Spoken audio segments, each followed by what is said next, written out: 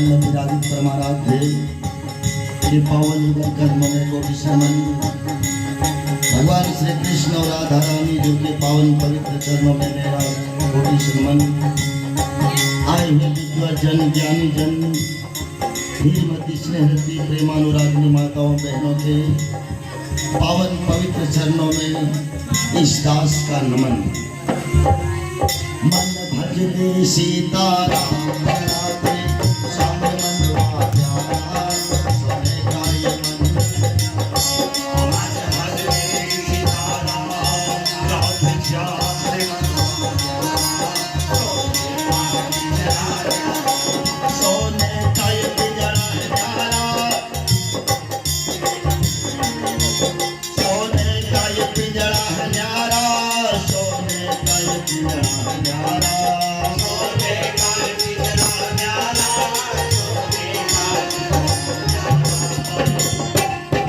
इस शरीर को सोने का पिंजरा कहा है।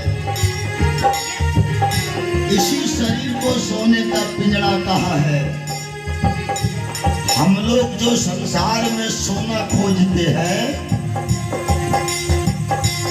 उस सोना से शरीर की सुंदरता बढ़ सकती है कुछ समय के लिए, लेकिन वह सोना हमारा सोना हराम कर देता है।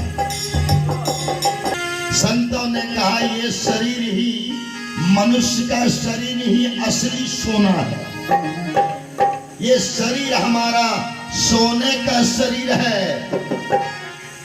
सोने की रक्षा कीजिए। यदि समय रहते इस सोना रूपी शरीर की रक्षा नहीं किए एक दिन तो सोना होगा और जिस दिन सोना होगा उस दिन ये सोना बेकाम हो जाएगा। जब तक इस सोना रूपी शरीर का दाम है इस शरीर का यदि उपयोग नहीं किए और सो गए तो इस सोना रूपी शरीर का कीमत तुच्छ भी नहीं होगा। कोई मोल नहीं है इस शरीर का। एक बकरा को काट दीजिए आदमी उसके मांस को भोजन के रूप में उपयोग कर लेते हैं, जंगली जानवर भी खा लेते हैं। उसका चमड़ा जो है ढोलक के छावनी में काम आता है। हाथी के दांत भी काम आते हैं। सिंह के छाल मृगा के छाल काम आते हैं। लेकिन मनुष्य का शरीर भगवान के भजन के लिए मिला है। यदि भगवान का भजन नहीं किए मरने के बाद बेकाम हो जाएगा। अब कहिएगा मरने के पहले लोग आंख दान करते हैं, फेफड़ा दान करते हैं, ऐसे काम नहीं आता। काम तो आता है बाबू, लेकिन आपके काम में नहीं आएगा। 5 अरब जमा कर दिए बैंक में, यदि दिन में जमा किए रात में राम नाम सत्य हो गया, 1 पैसा भी वो पैसा आपके काम नहीं आएगा। इतना निर्दयी है आपके घर वाले, इतना रब्बे रहम है आपके परिवार वाले, इतना निष्ठुर है आपके रिश्तेदार नातेदार। आपके घर में आपके शरीर से आत्मा निकलते ही सब सगे संबंधी जुट जाएंगे, कहेंगे इसको जल्दी घर से ले जाएंगे। किसी को भी तनिक आपके ऊपर दया नहीं आएगी कि जिस बाप ने हमको पाल पोस कर डॉक्टर इंजीनियर प्रोफेसर बना दिया एक दिन रहने देते हैं घर में। उसको चिंता लगी हुई है यदि यह मृत शरीर घर में पड़ा रहा, मेरा बेटा मेरी पत्नी मेरे घर के बाल बच्चे भूखे रह जाएंगे।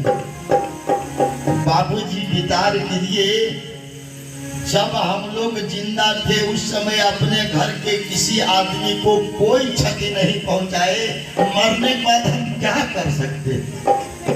लेकिन प्रकृति का नियम है। इसलिए संत महात्मा कहते हैं मरना भी एक धर्म है। यदि नहीं मरेगा संसार में कीड़े मकोड़े से भी ज्यादा मनुष्य हो जाएंगे। मरना भी एक धर्म है और मरना ही आदमी को जताता है कि तुमको मनुष्य का शरीर जो मिला है बिना काम का नहीं मिला है। मन भजले, लेकिन किसको भजेंगे? आदमी सोचते हैं भजे किसको भजे। बाबा धाम जाते हैं, मन में हो जाता है भोले बाबा की पूजा करना चाहिए। जन्माष्टमी आ गया, भगवान श्री कृष्ण का पूजा करने लगे। जीतिया पर्व आ गया, जीत पितृका के लिए उनका पूजा करने लगे। आते रहता है पर्व, जाते रहता है, ये कोई दिन बाकी नहीं है। आज इसको, कल उसको, कल उसको, कल उसको, रोज रोज सबको भजिएगा तो कल्याण नहीं होगा, नहीं होगा। कभी इंग्लिश पढ़ लीजिए, कभी फिजिक्स पढ़ लीजिए, कभी केमिस्ट्री पढ़ लीजिए, कभी बायोलॉजी, कभी क्या, आगे क्लास में काम नहीं देगा। जब आप बीए में जाइएगा तो बीए के लिए आपका सेमेस्टर अलग होगा, ये पढ़ना है, ये पढ़ना है। बीएससी कीजिएगा अलग रहेगा, अलग चैप्टर रहेगा आपके लिए। बीकॉम कीजिएगा उसके लिए अलग रहेगा। आप बीए किए हैं, कहिएगा हम डॉक्टर बन जाएंगे, फाड़ना रहेगा उनका पेट, और फाड़ दीजिएगा उनका माथा, पते चलेगा कहाँ क्या करूँगा। इसलिए जो चीज आपको अच्छा लगे, जिसमें मन लगता है, जो अच्छा लगे, कोई दबाव नहीं है। दबाव के बल पर ना हम बच्चे को पढ़ा सकते हैं, ना ही दबाव के बल पर हम भजन कर सकते हैं।